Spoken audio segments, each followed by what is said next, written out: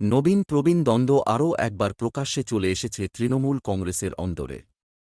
তৃণমূলের প্রতিষ্ঠা দিবসেই এর নতুন করে বিতর্ক তৈরি হয়েছে। অভিষেক বন্দ্যোপাধ্যায়ের ভূমিকা কী হবে, তাই নিয়ে প্রশ্ন উঠেছে।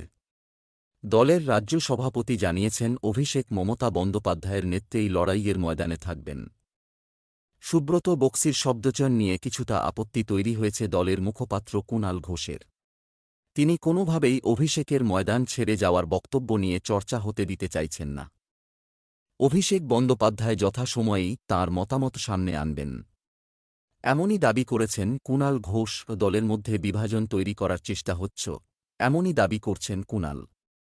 মমতা বন্দ্যোপাধ্যায় সবার উপরে, তিনি নেত্রী, তাঁর কথা সবাই শুনবেন, এই কথা জোর গলায় বলছেন দলের মুখপাত্র।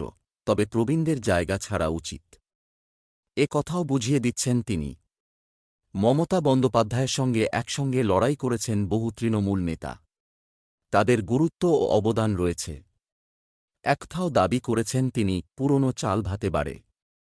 এই দাবি মমতা বন্দ্যোপাধ্যায় করেছেন। নতুনদের পাশাপাশি পুরনোদের ভূমিকাও দলে যথেষ্ট রয়েছে, সে কথাও মমতা বন্দ্যোপাধ্যায় বলতে ভোলেননি। আর সেখানেই নতুন করে চর্চা শুরু হয়েছে। সুব্রত বক্সি দলনেত্রী মমতা বন্দ্যোপাধ্যায়ের পক্ষেই সওয়াল করেছেন। অন্যদিকে সাংসদ সুদীপ বন্দ্যোপাধ্যায় বিতর্ককে উসকে দিয়েছেন। সুদীপ বন্দ্যোপাধ্যায় বলেছেন, মমতা বন্দ্যোপাধ্যায় নেতৃত্বে না থাকলে বাংলা ছাগলের তৃতীয় সন্তান হয়ে যাবে। এই বক্তব্য রীতিমতো চর্চায় এনে ফেলেছে। মমতা বন্দ্যোপাধ্যায়ের জন্যই এই রাজ্যের নাম ঘোরাফেরা করে লোকমুখে, তাঁর নামেই বাংলাকে চেনা যায়, এই দাবি করেছেন সুদীপ। তাহলে কি সুদীপ বন্দ্যোপাধ্যায় মমতা বন্দ্যোপাধ্যায়ের পক্ষে সওয়াল করছেন? এই চর্চা উঠেছে। এর আগেও কুণাল ঘোষ দলীয় নেতৃত্বের বদলের কথা জানিয়েছিলেন। নন্দীগ্রাম কেন্দ্রে শুভেন্দু অধিকারীর কাছে মমতা বন্দ্যোপাধ্যায় হেরে গিয়েছেন গত বিধানসভা ভোটে। মামলা চলছে হাইকোর্টে। মমতা বন্দ্যোপাধ্যায় প্রচারের মুখ, তাঁকেই তৃণমূলের একটা অংশ জেতাতে পারেননি। তারা আগামী দিনের নেতৃত্বে কেন থাকবেন, সেই প্রশ্ন কুণাল তুলেছেন।